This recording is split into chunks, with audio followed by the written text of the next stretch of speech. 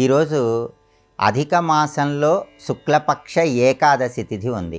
దీన్ని పద్మిని ఏకాదశి అనే పేరుతో పిలుస్తారు. పద్మిని ఏకాదశి సందర్భంగా ఎలాంటి విధి విధానాలు పాటిస్తే సమస్త శుభ ఫలితాలు చేకూరతాయో నేటి శుభం లాభం అనే శీర్షికన పరిశీలిద్దాం.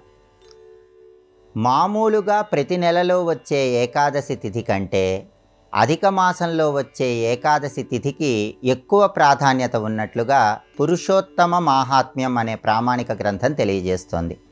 ఈరోజు అధిక మాస శుక్లపక్ష ఏకాదశి తిథి ఉంది. అధికస్య అధికం ఫలం అంటుంది శాస్త్రం. అంటే అధిక మాసంలో చేసే ఏ జపమైనా దానమైనా స్తోత్రపారాయణైనా మామూలు మాసాల్లో చేసే వాటికంటే ఎక్కువ ఫలితాన్ని కలిగింపజేస్తుందని శాస్త్రం మనకు తెలియజేస్తుంది. పద్మిని ఏకాదశి సందర్భంగా ఈరోజు కొన్ని ముఖ్యమైన విధి విధానాలు పాటిస్తే అధిక మాసాన్ని పురుషోత్తమ మాసం అనే పేరుతో పిలుస్తారు. కాబట్టి పురుషోత్తముడిగా ఉన్నటువంటి శ్రీ మహావిష్ణువు అనుగ్రహం కలిగి సమస్త శుభ ఫలితాలను సిద్ధింపజేసుకోవచ్చు. విద్యా ఉద్యోగ వ్యాపార రంగాల్లో మంచి పురోభివృద్ధిని సాధించవచ్చు. ప్రధానంగా పద్మిని ఏకాదశి సందర్భంగా ఈరోజు ఉపవాసం ఉన్న, నక్తం ఉన్న, ఏకభుక్తం ఉన్న విశేషమైన శుభ ఫలితాలు చేకూరతాయని పురుషోత్తమ మాహాత్మ్యం అనే ప్రామాణిక గ్రంథం తెలియజేస్తోంది. పూర్తి ఉపవాసం ఉండలేని వాళ్ళు పగలు ఉపవాసం ఉండి సాయంకాలం పూట ఏదైనా ఆహారాన్ని స్వీకరించవచ్చు. దీన్ని నక్తం అనే పేరుతో పిలుస్తారు. అలా కాకుండా పగలు భోజనం చేసి రాత్రికి ఆహారం స్వీకరించకుండా ఉంటే దాన్ని ఏకభుక్తం అంటారు. ఏకభుక్తం ఈరోజు ఉన్నా కూడా ఉత్తమ ప్రయోజనాలు చేకూరతాయి. అలాగే ఈరోజు అయాచితం అనే విధి విధానాన్ని పాటిస్తే కూడా విశేషమైన శుభ ఫలితాలు చేకూరతాయని ధర్మశాస్త్ర గ్రంథాలు చెప్తున్నాయి.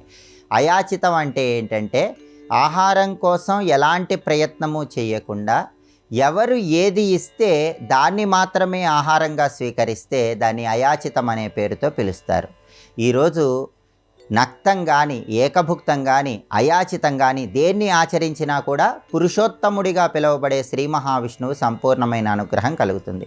అలాగే ఈరోజు దీపదానం చేస్తే చాలా మంచిది. దీపదానం అంటే కార్తీక మాసంలో లాగా మట్టి ప్రమిదలో ఆవు నెయ్యి పోసి ఒత్తులు వేసి దీపాన్ని వెలిగించి దానం ఇవ్వటం కాదు.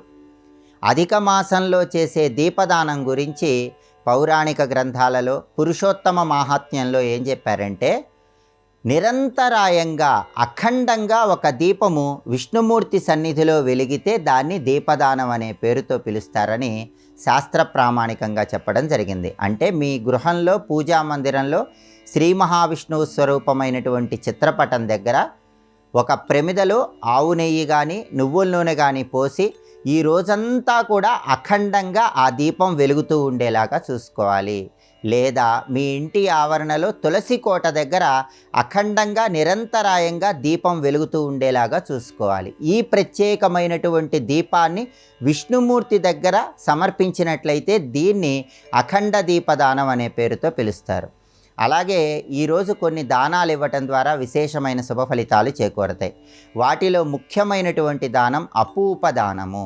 అపూపదానం అంటే బూరెలు కానీ అరిసెలు కానీ ఈరోజు ఎవరికైనా కంచు పాత్రలో పెట్టి దానం ఇచ్చినట్లయితే 33 కోట్ల మంది దేవతల సంపూర్ణమైన అనుగ్రహం కలుగుతుంది. కాబట్టి బియ్యం పిండితో కానీ గోధుమ పిండితో కానీ బెల్లం కలిపి చేసినటువంటి పదార్థాలు, ఆవు నెయ్యితో తయారు చేయబడిన పదార్థాలు ఈరోజు దానం ఇవ్వటం, ప్రత్యేకంగా అరిసెలు కానీ బూరెలు కానీ ఒక కంచు పాత్రలో పెట్టి దానం ఇవ్వటం ద్వారా ముక్కోటి దేవతల అనుగ్రహము కలిగి సమస్త శుభ ఫలితాలను సిద్ధింపజేసుకోవచ్చు.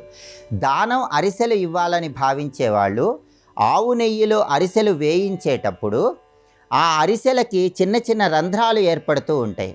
ఆ రంధ్రాలు ఎన్ని అరిసెల్లో ఆవు నెయ్యిలో వేయిస్తున్నప్పుడు ఏర్పడతాయో అన్ని వేల సంవత్సరాలు ఆ అరిసెలు దానమిస్తే గోలోక ప్రాప్తి శరీరాన్ని విడిచిపెట్టిన తర్వాత కలుగుతుందని కూడా పురుషోత్తమ మాహాత్మ్యం అనే ప్రామాణిక గ్రంథంలో చెప్పారు. అంతటి శక్తి అరిసెల దానానికి లేదా బూరెల దానానికి ఉంది.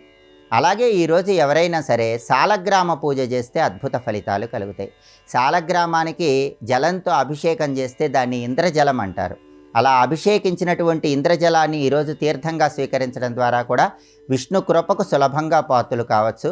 ఈరోజు రాధాకృష్ణుల చిత్రపటాన్ని తులసికోట దగ్గర ఉంచి దీపాన్ని వెలిగించి రాధాకృష్ణులను పూజించిన విశేషమైన శుభ ఫలితాలు చేకూరతాయి.